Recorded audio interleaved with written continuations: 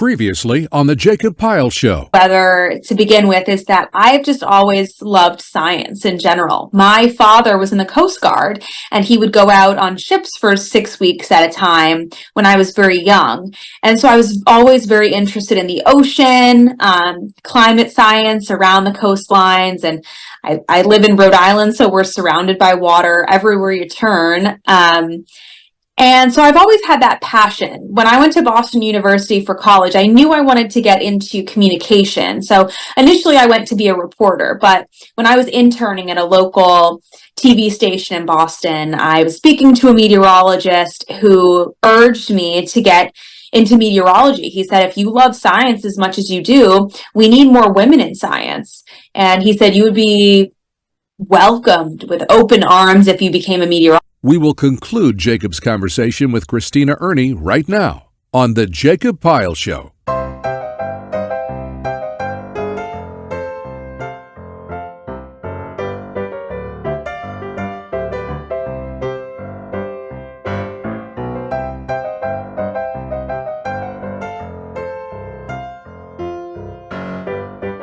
Good morning and welcome to the Jacob Pyle Show, starring Jacob Pyle, featuring Taryn Ray Smith, Zach Brown, and tonight's guests, Christina Erne and Zach Brown.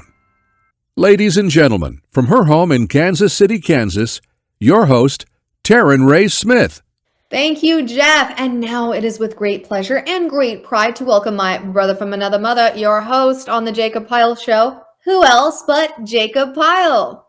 Thanks, Taryn, and hello, everybody, and welcome to the Jacob Pyle Show for this Sunday morning, April the 11th, 2026. Glad to have you with us. As Jeff mentioned at the top of the show, we will be concluding my conversation with Christina Erne. And for this belated, and then we're going to show a conversation I conducted with Jacob Pyle with our very own Zach Brown, and we'll have that for you shortly. So how was your Easter weekend, Taryn?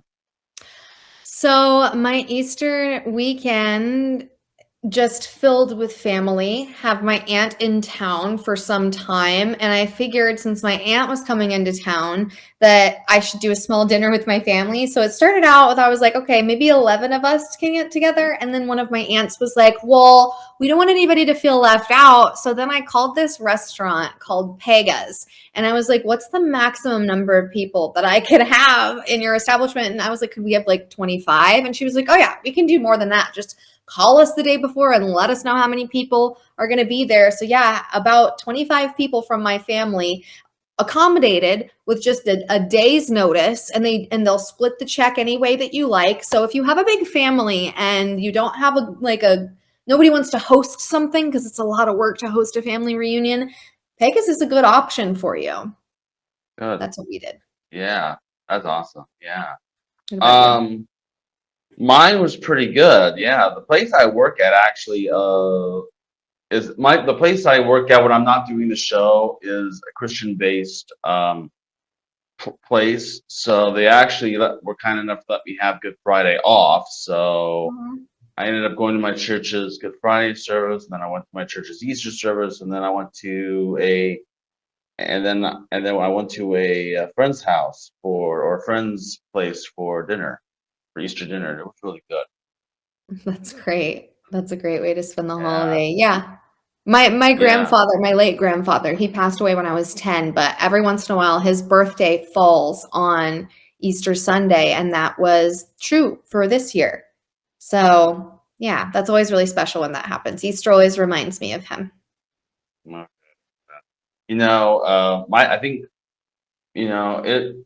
favorite.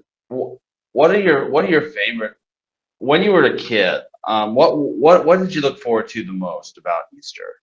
Oh my gosh, that's actually the perfect question you could ask me, because I have such vivid, strong, positive memories about Easter that I think were kind of unique. So my grandfather, he's a World War II vet. He was a frogman in World War II. So one of the people that would wear the whole headgear and go down into the bottom of the ocean. Anyways, he was a really cool guy. But he was a member of a shooting range. And at that shooting range, they would have a big Easter raffle.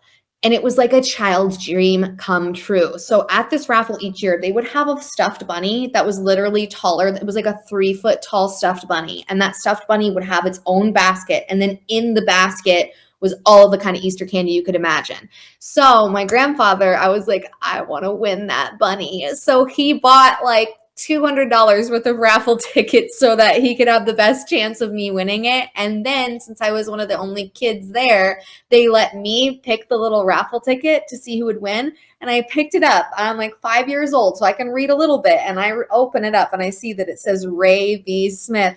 And I just go, it's me.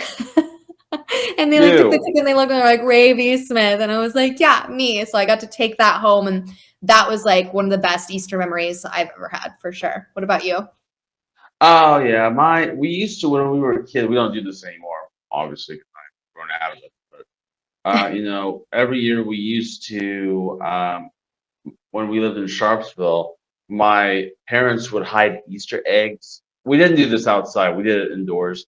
We would hide Easter eggs sometimes, and it was a lot of fun because it was like you're scavenging around the house trying to find some things or find some eggs or and it was fun. And then at the end there was this huge Easter basket full of goodies, candy, and some other stuff. And I think and it was a lot of fun us doing it. And then I did not. And obviously, when I started going to church and things like that, I didn't realize the true meaning of Easter until then. Mm-hmm. But I always enjoyed that. I also enjoy sometimes, like, I used to get all the best candy.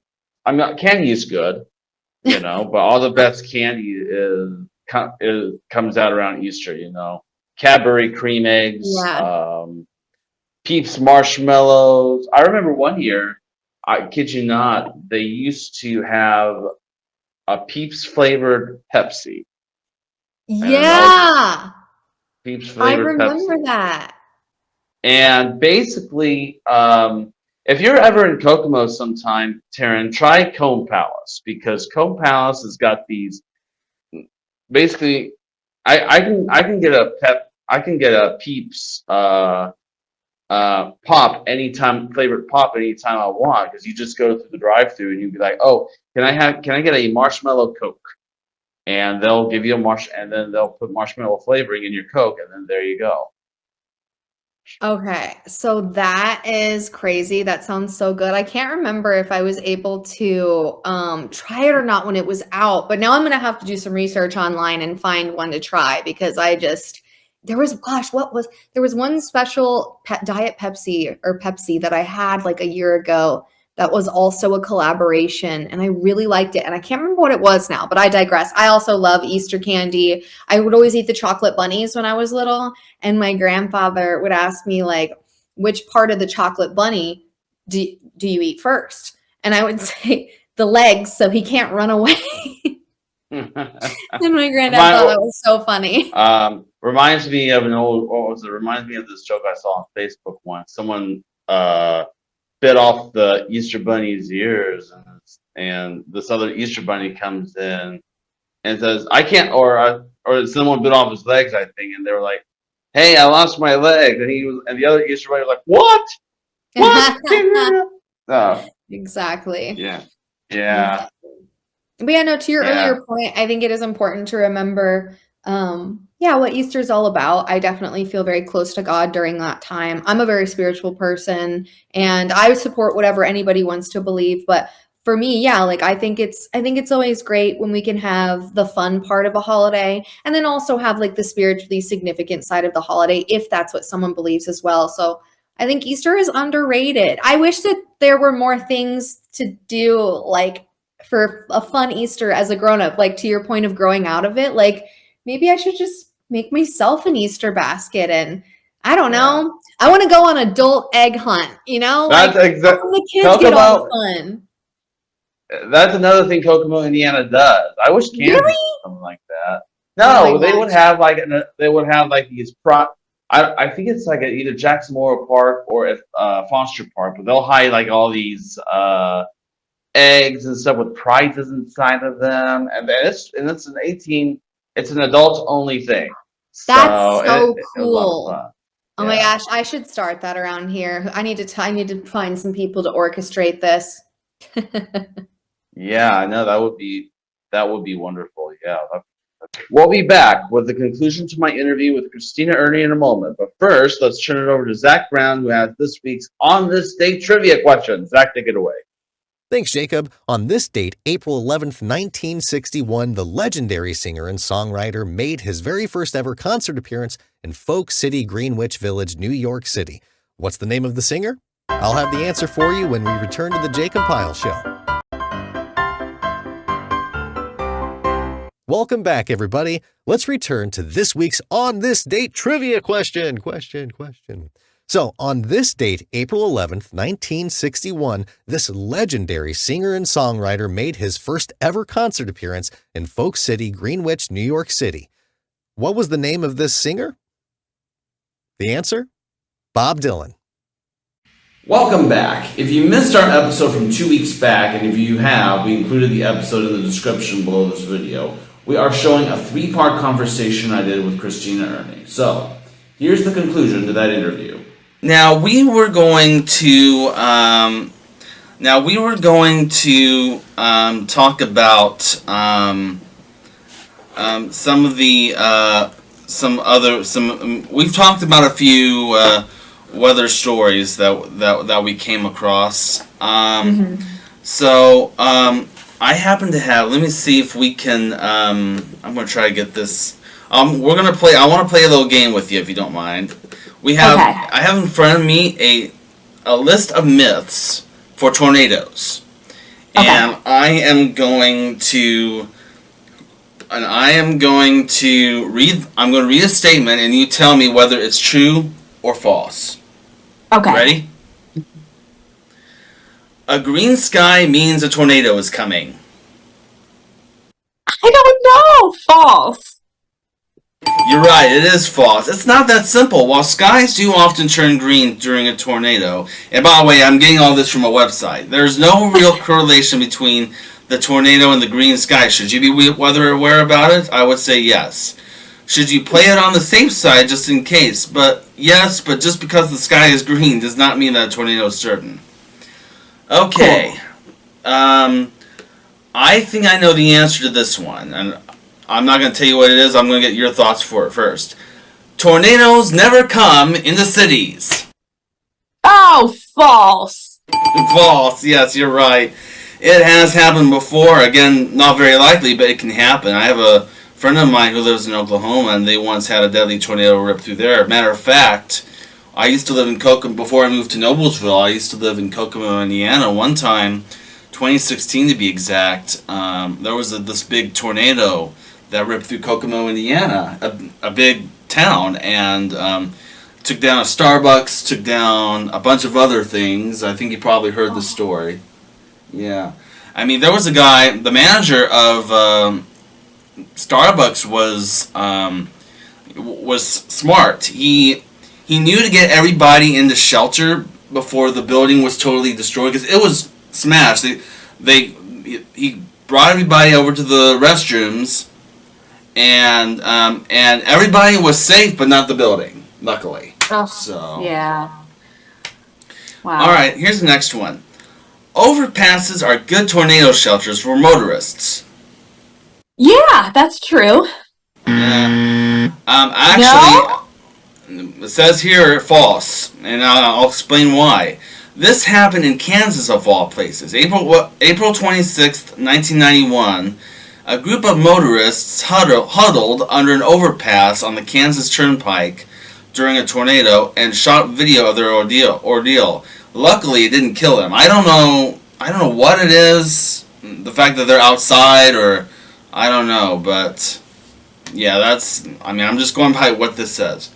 Yeah, I guess because they're technically still outside. I think what you're supposed to do, I'm not 100% clear on all of my tornado signs since we don't see them too often around here, but I'm pretty sure if you're in a vehicle, you're supposed to pull over, get out of your vehicle, and actually lay down in a ditch in the road. But I'm pretty sure that's like the official protocol, but obviously if you can get into like a basement of a building, that's what you'd be better off doing. Okay. Here's a good one. Unless you are, like you just mentioned, unless you are a trained weather spotter, you should never try to outrun a tornado. True, very true. That is true. Actually, it says I'll give you that one, but it says here false. According to the article, it may be possible to try to outrun a tornado, but you have to know what the tornado is doing and what direction the tornado is in. If it were up to me, though, I would not attempt it. Yeah, Way you too should risky. go if it's like what you're technically supposed to do is instead of outrunning it, you're supposed to take a sharp right or a sharp left-hand turn to get like as far away of it as possible. But yeah, never outrun it. Yeah, I will. There was a thought I was going to tell you, and I completely forgot it. It'll come to me. Don't worry. All right. We're going to do one more. Open your house's windows to equalize air pressure during a tornado. Huh. I mean, I want to say that's false, but I actually don't know. That is correct. You're right. It's false. I figured. If your windows are open and a tornado comes to your house, it is almost certain that the wind and debris coming from the tornado could come into your house. Just, again, play it safe. As soon as you hear that tornado warning, just take shelter immediately. That's precious time you're wasting. Right. All right, we have about a minute and 47 seconds left. What would be your advice to anybody that would be interested in being a meteorologist? Great question. So first of all, being a meteorologist takes a lot of patience because obviously the science is constantly changing. So you have to be somebody who is willing to continue learning for pretty much the rest of your life. Even people like James Spann, meteorologists who've been doing this for 30, 40 years, they're constantly learning. Technology changes every year at minimum. We're constantly going to conferences and learning. So you have to be just open to new ideas, new technology, going with the flow and understanding that you're going to be wrong sometimes because that's just the nature of nature. But also it requires a lot of math and science. So if you love those two things, then you would do really well as a meteorologist. And also if you enjoy the science of meteorology, but you don't like the idea of being in front of a camera, there's a ton of jobs in meteorology behind the camera. There's people who build the computer graphics, who do kind of the behind the scenes number crunching, who does our social media, who does our blog writing. So if you're interested in it, pursue it. It doesn't mean that you have to be on TV, but if you like that, that's good too. We'll be back with more of The Jacob Pyle Show in a moment. If you'd like to be a guest on The Jacob Pyle Show, or if you are ordering a DVD copy of tonight's program, send Jacob an email. His email address is jtpyle1@aol.com. Or if you are ordering a DVD copy of tonight's program, send a $10 check or money order to The Jacob Pyle Show, care of Pyle Media Ventures, Post Office Box 130, Oakford, Indiana 46965. Please include the air date seen on your screen when ordering. Residents outside of Indiana add $5 shipping and handling. Sorry, no CODs. Once again, here's Taryn. Welcome back. If you are just now tuning in, you just missed Jacob's conversation with Christina Erne. Don't worry, if you are watching this live, you can always go back and rewatch Jacob's conversation with Christina Erne. We will also include our episode from 2 weeks back of Jacob's interview with Christina Erne in the description below this video. And now on to our next guest. Our next guest is Zach Brown. Now, Zach has often been our go-to fill-in co-host in recent years, but when he first started, he started as an announcer. And what you are about to see is Zach's very first on-camera interview with Jacob. So here's part 1 of Jacob's conversation with Zach Brown. Hey! All right, Zach, welcome to the show. Thank you, Jacob. You're welcome. I should explain one thing to our viewers before we go on. Now, I jokingly will tell people this, and I've had people question me. Yeah. You are not the same. Obviously, you're not the same Zach Brown as in the Zach Brown Band. Correct, yeah. So really the only difference is that my name ends with an H, and the Zach Brown Band ends with a C. But yeah, I mean, I've heard that for the last, 10, 15 years. I wish I could get like free concert tickets out of it, but what can you do? Right. True, that's very true. So tonight we are mostly going to talk about you as a person, and we'll delve more into your role as the announcer of the Jacob Pyle Show towards the end of the show. But to start things off, go ahead and tell us a little something about yourself. Sure. Just like Jacob, well, actually, I don't know if Jacob's from Noblesville, but are you from around here? Or? I grew up in a small town known as Sharpsville, Indiana, which is about like, if you're familiar with where Tipton, Indiana is, it's from there. I just moved to Noblesville about a year ago. Okay, right on. So you're a Hoosier. Mm-hmm. I'm also a Hoosier. I was born in Evansville, Indiana, which is on the southern tip of the state. It kind of goes like on the border between Kentucky and Indiana. I was born there. Then we moved to Carmel, Indiana when I was about 12 or 13 years old. And then from there, I went to college at Indiana State University, got my bachelor's degree in communications with a minor in radio, TV, film. And I actually was doing insurance for the last 10 years or so, up until about 3 years ago when I decided to go full time. I've just been doing that and haven't looked back. Yeah, what a coincidence that you mentioned Carmel, because I live in Noblesville, but I work in Carmel. Oh, okay. So yeah. Nice. So what were some of your inspirations into getting into voice acting? Yeah, great question. Because it's not, a common thing. And whenever I tell people what I do for a living, they're like, huh? Basically, ever since I was a kid, even just watching cartoons, I would always try to imitate the voices on the TV. And I've gotten really good at it. And even through high school, I was like the voice guy where, people would come up and ask me to do a voice and stuff like that. And it never really clicked then that I could actually do that for a living. But you can. What got me really into it was I was working at my insurance job one day, and I was like, you know what? I've got all the equipment already, because I've had it for years, because I also do music. And I said, hey, let me just give it a shot. And I started auditioning for things and started to slowly kind of grow a reputation. But really, I guess what got me into it was just from my childhood and just the joy of entertaining people, the joy of doing voices and making people laugh. And I was like, hey, if I could do that as a job, sign me up,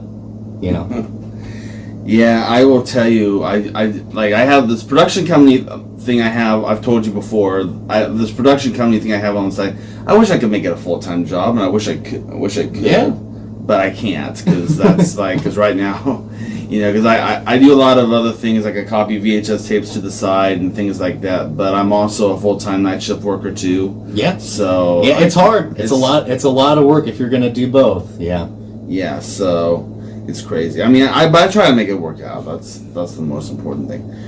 So, without saying any names or brands, because I don't want to get you into trouble, other than as the announcer of our show, what were some of your most favorite voice acting jobs you have ever done? Some of my favorite voice acting jobs, I mean, there's so many. Over the last 3 years, I've probably done over 1,500 jobs, separate jobs. Out of the favorite ones, and yeah, you're right, I can't talk about a lot of them because we have to sign a lot of times what's called an NDA, which is a non-disclosure agreement, so I'm not allowed to talk about certain ones, but I can talk about some of them for sure. I would say that maybe one of my favorite ones, I did an audiobook recently where I played a cat. I narrated the whole book. I did all the characters in the book and narrated the full book. And I was a cat, and the cat, gets adopted, and it's a very mischievous cat, and it's a children's book, so he gets into different adventures and gets into trouble and things like that. And they wanted the cat character to have a southern accent. So that was really fun. That was probably one of my more favorite ones that I've done recently. Another favorite one that I've done is I got to do, I guess I can't really talk about a whole lot about this one, but let's just say I did the voice of a toy, which I found a lot of fun because I could just really go, up here with it and, be really exaggerated, and that would probably be a really fun one. The toy's in production right now, but I can't really talk much about like the name of it or anything like that. Right. Gotcha. What were some of the benefits of being a voice actor? Did you enjoy watching and hearing yourself when your commercials came on TV?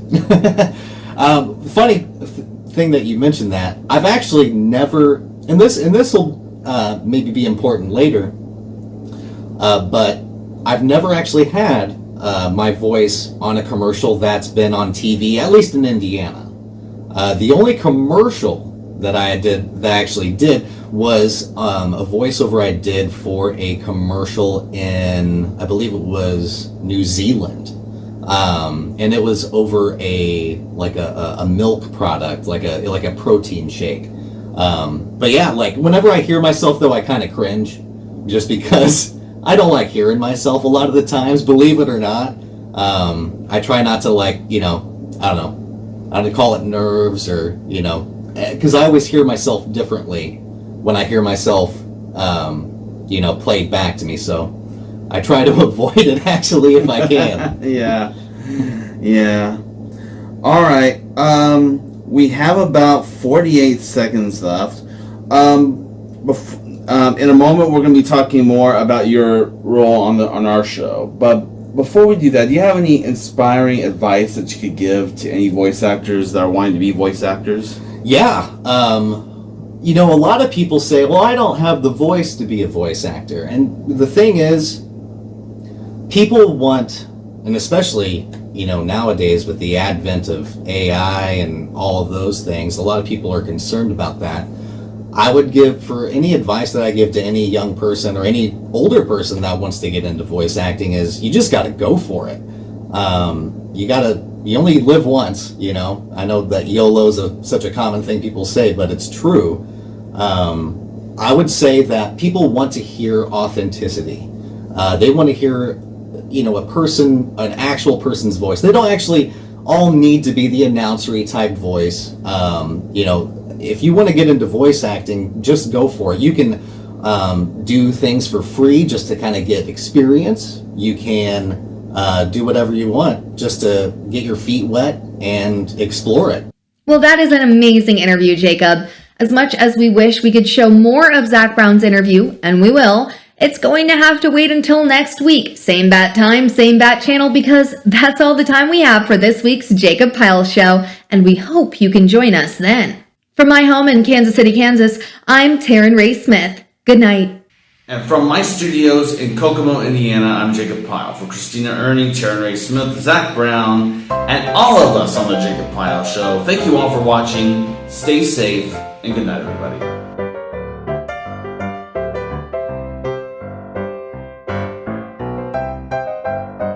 I'm Jeff Jeffries. The opinions expressed on this pre-recorded program are solely those of the participants and does not necessarily reflect the views of this program or Pyle Media Ventures Incorporated. Pyle Media Ventures Incorporated produces this program and is solely responsible for its content.